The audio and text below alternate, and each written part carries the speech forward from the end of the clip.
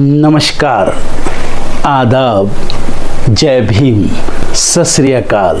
मैं हूँ माजिद सिद्दीकी और आप देख रहे हैं फोकस हिंदुस्तान न्यूज़ चैनल। आज की ख़ास खबरें सब्सक्राइब करें, लाइक करें, शेयर करें।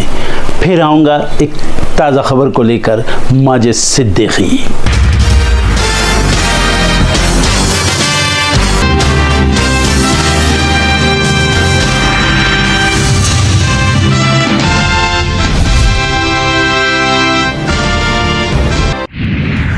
दिल्ली चुनाव के लिए संग्राम जारी। राहुल गांधी दिल्ली के मुस्तफाबाद में एक रैली को करेंगे संबोधित। विधानसभा चुनाव के लिए डरी बीजेपी, आज से दिल्ली में प्रचार करेंगे यूपी के सीएम योगी आदित्यनाथ।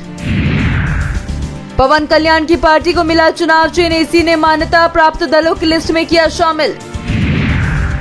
बिहार में अनंत सिंह की बड़ी मुश्किलें, गैंगवार मामले में केस दर्ज। सत्येंद्र जैन के खिलाफ मुकदमा चलाने के लिए पर्याप्त सबूत होने का दावा, ईडी मामले में आज कोर्ट में होगी सुनवाई। उत्तराखंड में 100 निकायों में मतदान जारी, केंद्रों के बाहर मतदाताओं की लंबी कतार। जलगांव ट्रेन हादसे में जान जाने वाले लोगों का आंकड़ा 13 पहुंचा, प्रशासन ने दिए जांच के आदेश।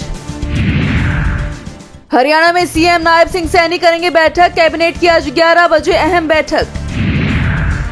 आज होगी गणतंत्र दिवस समारोह, परेड की फुल ड्रेस रिहर्सल, कर्तव्य पथ के आसपास रूट डायवर्ट। दिल्ली यूपी में आज भी बारिश के आसार, फिर लौटेगा कोहरे का कहर। भारत के दुश्मन की बांग्लादेश में एंट्री, मोहम्मद यूनुस ने दिया आईएसआई का न्योता। सैन फ्रांसिस्को में भारतीय वाणिज्य दूतावास पर हमले को लेकर जयशंकर की दो टूक, दोषियों को जल्द सजा दो। जर्मनी में अफगान व्यक्ति ने चाकू से हमला कर 2 लोगों की ली जान, पुलिस ने किया गिरफ्तार। इजराइल ने रफा सीमा पर नियंत्रण छोड़ने से किया इनकार, हमास के साथ मिस्र की भी बड़ी टेंशन। H-1B वीजा को लेकर बोले राष्ट्रपति ट्रंप, मैं चाहता हूं बहुत सक्षम लोग ही अमेरिका आए।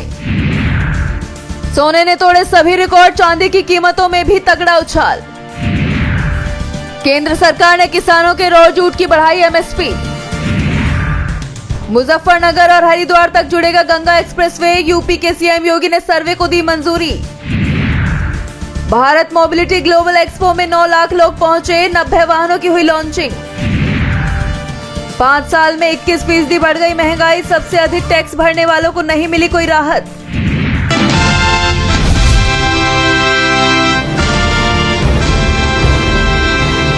महायुति में खींचतान की खबरें लगातार सुर्खियों में है और अब शिव सैनिकों ने एकनाथ शिंदे के खिलाफ ही मोर्चा खोल दिया है। शिव सैनिकों ने शिंदे के घर का घेराव किया। दरअसल महाराष्ट्र में देवेंद्र फडणवीस के नेतृत्व वाली सरकार ने नासिक और रायगढ़ जिलों में प्रभारी मंत्री नियुक्त करने का आदेश जारी किया था, जिसका शिंदे गुट की शिवसेना ने विरोध किया और कई जगहों पर शिव सैनिकों ने विरोध प्रदर्शन भी किए थे। ऐसे में सरकार ने फैसले पर स्टे लगा दिया। वहीं फडणवीस ने डिप्टी सीएम शिंदे के कई फैसलों को पलट दिया है, जिसकी वजह से शिव सैनिकों में आक्रोश बढ़ गया है और अब सरकार से नाराज बताए जा रहे एकनाथ शिंदे के घर पर भी प्रदर्शन होने लगे हैं। शिवसेना नेता और रोजगार गारंटी मिनिस्टर भारत गोगावाले के समर्थकों ने एकनाथ शिंदे के घर का घेराव किया। साथ ही समर्थकों ने इस दौरान जमकर नारेबाजी भी की। इन लोगों की मांग है कि रायगढ़ जिले का प्रभारी मंत्री गोगावाले को ही बनाया जाए। गार्जियन मिनिस्टर की लिस्ट जारी होने के बाद से ही शिव सैनिकों में गुस्सा है। गोगावाले चिंतित है और समर्थकों के जरिए दबाव बनाने की कोशिश कर रहे हैं। शिव सैनिकों का मानना है कि शिंदे अपनी मांगों को लेकर बीजेपी पर दबाव नहीं बना रहे हैं। यही वजह है कि अब शिव सैनिक शिंदे का ही विरोध कर रहे हैं। नासिक और रायगढ़, इन दोनों जिलों को लेकर शिवसेना और बीजेपी के बीच तनाव बढ़ता ही जा रहा है।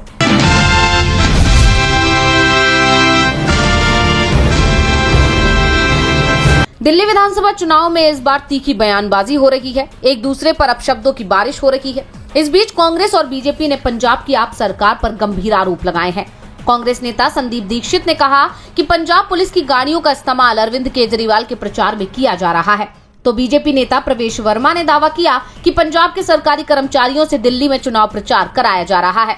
कांग्रेस और बीजेपी के आरोपों पर पलटवार करते हुए अरविंद केजरीवाल ने कहा कि बीजेपी पंजाबियों का अपमान कर रही है। दिल्ली को बनाने में पंजाबी समुदाय का सबसे बड़ा योगदान रहा है और बीजेपी को यह समुदाय चुनावों में सबक सिखाएगा। इस बीच दिल्ली की सीएम आतिशी ने कालकाजी सीट से बीजेपी उम्मीदवार रमेश विधूड़ी और उनके भतीजे पर तीखा हमला किया है। उन्होंने कहा कि विधूड़ी का भतीजा आप समर्थकों को धमका रहा है, जबकि रमेश विधूड़ी ने आतिशी के आरोपों को झूठा बताया है। दूसरी तरफ आज राहुल गांधी ने दिल्ली चुनाव के लिए दूसरी रैली की।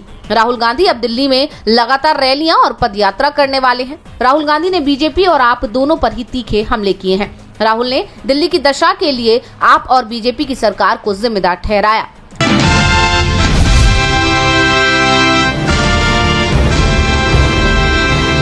दिल्ली दंगों के आरोपी और विधानसभा चुनाव में एआईएमआईएम कैंडिडेट ताहिर हुसैन की जमानत याचिका पर सुप्रीम कोर्ट की 2 जजों की बेंच में सहमति नहीं बन सकी।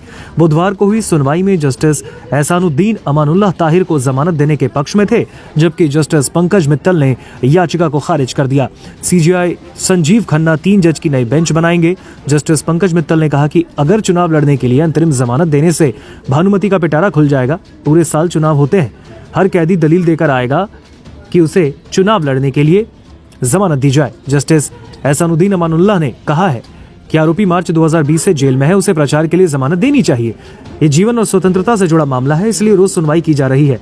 ताहिर हुसैन की जमानत पर जस्टिस पंकज मित्तल, जस्टिस अमानुल्लाह ने दलीलें सुनी हैं। दिल्ली पुलिस की ओर से additional solicitor general SV Raju और ताहिर की ओर से एडवोकेट सिद्धार्थ अग्रवाल पेश हुए।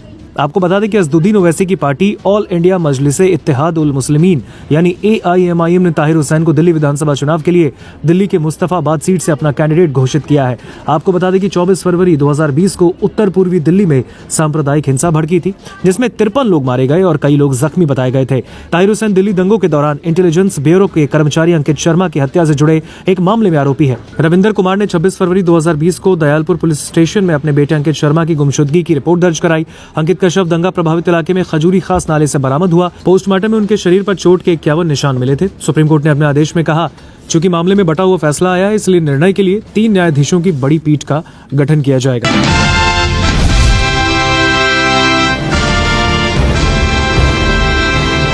नेशनल पीपल्स पार्टी यानी एनपीपी की नागालैंड इकाई के 15 सदस्य कांग्रेस में शामिल हो गए हैं। इसे एनपीपी के लिए एक बड़ा झटका माना जा रहा है।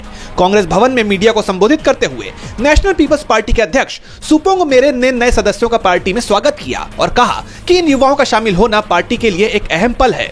एनपीसीसी में शामिल होने वाले 15 सदस्यों में बिटोंग संगतम एनपीपी उपाध्यक्ष, एल हिकेतो शोहे महासचिव, बिपिन कुमार शॉ सचिव, अकितो चिशी महासचिव संगठन, खेकाई झीमो के मीडिया सचिव, इलिना शोहे एनपीपी महिला राज्य कार्यकारी सदस्य, टोली एस अचूमी पूर्व डीएमसी उम्मीदवार, हेतो अचूमी नेशनल पीपल्स यूथ फ्रंट के उपाध्यक्ष, जसेरू मेरू एनपीवाईएफ महासचिव संगठन, जस्टिस लोथा महासचिव प्रशासन, आकाहितो चिशी सचिव संगठन, कवितो स्वू सचिव प्रशासन, अमेंटो किबा सचिव, इम्ति मेरा निमचेन सदस्य, सारा झिमो सदस्य शामिल हैं। वहीं एनपीपी के उपाध्यक्ष बिटोंग संगतम ने साफ किया कि कांग्रेस में शामिल होने का उनका फैसला एनपीपी के प्रति दुश्मनी से नहीं बल्कि बेहतर भविष्य की आकांक्षाओं से है। उन्होंने एनपीपी के ठहराव और उनकी मेहनत के बावजूद प्रगति में कमी पर निराशा व्यक्त की, जिसके कारण आखिरकार उन्होंने कांग्रेस में जाने का फैसला लिया।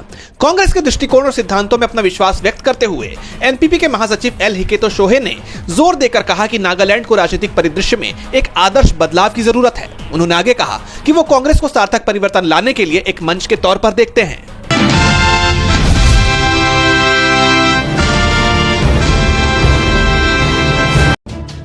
अडानी ग्रुप के चेयरमैन गौतम अडानी के छोटे बेटे जीत अडानी की शादी की तैयारियां अब बड़ी धूमधाम से चल रही हैं। जीत अडानी की शादी दीवा जैमिन शाह के साथ होगी। दोनों अहमदाबाद में 7 फरवरी को शादी के बंधन में बंधेंगे। गौतम अडानी के होने वाले समधी यानी दीवा के पिता का नाम जैमिन शाह है। मीडिया रिपोर्ट्स के मुताबिक अडानी और शाह के दोस्ताना संबंध भी काफी पुराने हैं। जैमिन शाह सूरत के बड़े डायमंड कारोबारी हैं। उनकी कंपनी का नाम C Dinesh and company private limited है। इनकी कंपनी की स्थापना साल 1976 में हुई। कंपनी का हेडक्वार्टर मुंबई और सूरत में है। इनकी कंपनी देश विदेश की कई कंपनियों को हीरे बेचती है। कंपनी ने पिछले कुछ सालों में अपनी टीम का विस्तार भी किया। इसमें जिगर दोषी, अमित दोषी, जैमिन शाह और इसके दैनिक संचालन का प्रबंधन करते हैं। चलिए अब आपको बताते हैं जैमिन शाह की संपत्ति कितनी है। जैमिन शाह कितनी संपत्ति के मालिक है, इसके बारे में पब्लिक डोमेन में फिलहाल कोई जानकारी नहीं दी गई है। हालांकि अलग अलग मीडिया रिपोर्ट्स के मुताबिक उनकी नेटवर्थ अलग अलग बताई जाती है।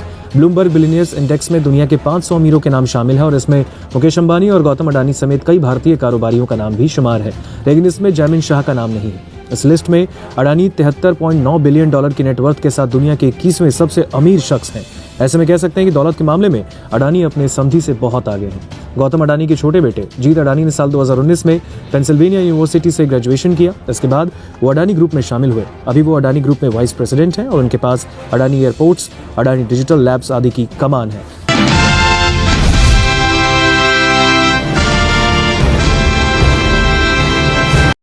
अगर आपसे पूछा जाए कि कौन से देश में सबसे ज्यादा आत्महत्याएं होती होंगी तो आप क्या कहेंगे? शायद ये यकीन करना मुश्किल हो, लेकिन अमीर और सुखी देश नहीं बल्कि मुस्लिम और युद्धग्रस्त देशों में आत्महत्याएं सबसे कम होती हैं।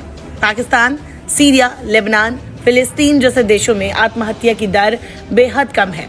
अक्सर इजराइल के साथ जंग और गरीबी की मार झेलने वाला फिलिस्तीन तो आत्महत्या के मामलों में सबसे अच्छी स्थिति में है। यहाँ 2021 में प्रति 1 लाख में आत्महत्या का आंकड़ा महज 0.78 ही था। इसी तरह सिविल वॉर और तख्ता पलट जैसे संघर्षों को झेल रहे सीरिया में भी यह आंकड़ा 0.89 प्रति लाख ही था। मुस्लिम बहुल और इजराइल के पड़ोसी मुल्क लेबनान में यह आंकड़ा 0.94 प्रति लाख है। दुनिया में मुस्लिमों की सबसे बड़ी आबादी वाले देश इंडोनेशिया में आत्महत्या की दर 1 लाख में 1.64 है। अफगानिस्तान में आंकड़ा प्रति लाख 4.1 ही है। भारत के पड़ोसी देश पाकिस्तान में आत्महत्या की दर प्रति 1 लाख पर 5.82 ही है। दरअसल इस्लामिक मुल्कों में आत्महत्या की दर कम होने की वजह यह है कि इस्लाम में खुदकुशी को हराम माना गया है। वह दुनिया के अमीर और विकसित देशों में शुमार स्वीडन, बेल्जियम और ग्रीनलैंड जैसे देशों में सुसाइड रेट अधिक है। इसका कारण यह है कि वहां इच्छा मृत्यु की कानूनी वैधता है। इसके अलावा बहुत ज्यादा सुखी लोग जीवन के कुछ झंझटों के आने पर ही जान देने तक की नौबत पर आ जाते हैं। WHO के आंकड़ों के मुताबिक लेसोथो, जो दक्षिणी अफ्रीका का एक छोटा सा देश है, जहां विश्व स्तर पर आत्महत्या की दर सबसे ज्यादा है, यहाँ हर साल प्रति 1 लाख लोगों पर लगभग 87.5 आत्महत्याएं होती हैं। 2019 में लेसोथो में आत्महत्या की दर सबसे ज्यादा थी, जो 1 लाख में से 72.4 आत्महत्याएं थी। इसके बाद गुआना, एस्वातिनी, दक्षिण कोरिया और किरिबाती का स्थान था। इन देशों में आत्महत्या की दरें दूसरे देशों की तुलना में बहुत ज्यादा थी, जो मानसिक स्वास्थ्य, सामाजिक दबाव और दूसरी स्थानीय समस्याओं के कारण हो सकती है। ये ध्यान रखना जरूरी है कि आत्महत्या की दर देशों के बीच काफी अलग अलग हो सकती है और सामाजिक आर्थिक स्थितियों, मानसिक स्वास्थ्य सेवाओं की उपलब्धता, सांस्कृतिक दृष्टिकोण और डेटा रिपोर्टिंग प्रथाओं सहित कई कारकों से प्रभावित होती है। उदाहरण के लिए ग्रीनलैंड में भी सालाना प्रति 1 लाख लोगों पर 59.62 की उच्च आत्महत्या दर्ज की जाती है। इसके विपरीत दक्षिण कोरिया और लिथुआनिया जैसे देशों में 2021 में पुरुषों के बीच आत्महत्या की दर सबसे ज्यादा है। प्रति 1 लाख जनसंख्या पर क्रमशः 34.9 और 33.1 मामले हैं। महिलाओं के लिए दक्षिण कोरिया और जापान में प्रति 1 लाख पर क्रमशः 15.2 और 10.2 मामलों के साथ उच्चतम दर दर्ज की गई। वर्ल्ड पॉपुलेशन रिव्यू की एक रिपोर्ट के मुताबिक 2021 में अगर सबसे ज्यादा आत्महत्या वाले देशों की बात करें तो लिस्ट कुछ ऐसे है। इसमें ग्रीनलैंड है, गुआना है, लिथुआनिया है, दक्षिण कोरिया है, रूस है, सुरिनाम है, नौरू है, यूक्रेन है, उरुग्वे है और लेसोथो है। OECD देशों में आत्महत्या की दर के बारे में जानकारी दी जाती है। 2021 में अमेरिका में प्रति 1 लाख पुरुषों में औसतन 23 ने आत्महत्या की, जबकि महिलाओं के लिए ये संख्या लगभग 6 प्रति 1 लाख थी। कुछ देशों में ये दर और भी अधिक थी, जैसे दक्षिण कोरिया, लिथुआनिया और हंगरी में। यह आंकड़ा दर्शाता है कि पुरुषों में भी आत्महत्या की दर महिलाओं की तुलना में कहीं ज्यादा है।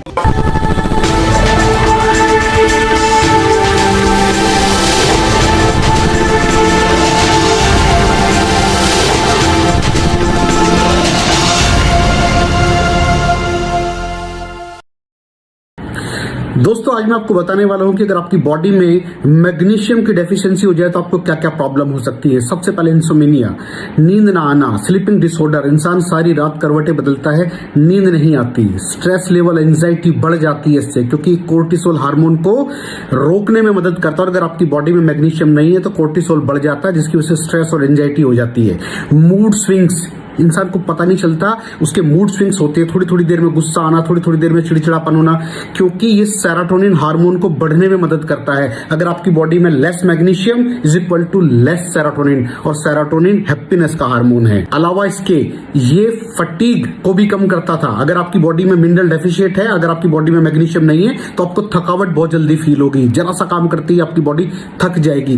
पुअर डाइजेस्टिव सिस्टम, ये डाइजेस्टिव सिस्टम को भी मैनेज करने में बड़ा शानदार रोल प्ले करता है, और अगर इसकी डेफिशिएंसी है तो कॉन्स्टिपेशन, डायरिया जैसी प्रॉब्लम हो जाती है। माइग्रेन बहुत खतरनाक प्रॉब्लम है। माइग्रेन अगर डेफिशिएट है आपकी बॉडी मैग्नीशियम से, तो आपको माइग्रेन की प्रॉब्लम भी हो सकती है। ब्लड प्रेशर, अगर आपकी बॉडी में मैग्नीशियम कम है तो आपको ब्लड प्रेशर की प्रॉब्लम हो सकती है। इरेगुलर हार्ट बीट, ये हार्ट बीट का बढ़ जाना, कम हो जाना, बढ़ जाना, कम हो जाना, मैग्नीशियम डेफिशिएट होने की निशानी है। ऑस्टियोपोरोसिस, बोन हेल्थ वीक हो जाती है, क्योंकि आपकी बॉडी का 60% जो मैग्नीशियम है वो आपकी बोन्स के अंदर होता है। अगर आप बाहर से मैग्नीशियम नहीं ले रहे हैं तो आपकी बॉडी जो है वो हड्डियों में से लेना शुरू कर देती है, जिसकी वजह से ऑस्टियोपोरोसिस की प्रॉब्लम भी हो सकती है, आपकी हड्डियां कमजोर हो जाती हैं। और मसल क्रैम्पिंग, मसल क्रैम्प, नस पे नस का चढ़ जाना, मसल्स पे अकड़ जाना, बिल्कुल चलना मुश्किल हो जाता है। तो मसल क्रैम्पिंग भी तभी होती है जब आपकी बॉडी में मैग्नीशियम की डेफिशिएंसी हो। और दोस्त, हमारे यहाँ 90% से ज्यादा लोग मैग्नीशियम डेफिशिएंसी के शिकार हैं। कहां से मिलेगा मैग्नीशियम, कितनी मात्रा में लें, किस क्वालिटी का लें? तो उसका जवाब है वेस्टीज प्राइम CMD। इसके अंदर आपको भरपूर मात्रा में मैग्नीशियम मिलेगा, आपकी सारी प्रॉब्लम सॉल्व हो जाएगी। Thank you so much. दर्शकों, देख लिया आपने हमारे वीडियो को। हमें खुशी होगी कि आपने हमारे न्यूज़ को लाइक किया और दूसरों को शेयर किया। अगर अभी तक हमारे चैनल फोकस हिंदुस्तान को सब्सक्राइब नहीं किया है तो तुरंत सब्सक्राइब करें, कमेंट करें और बेल आइकॉन को प्रेस करें। हम हाजिर हैं खबर के लिए।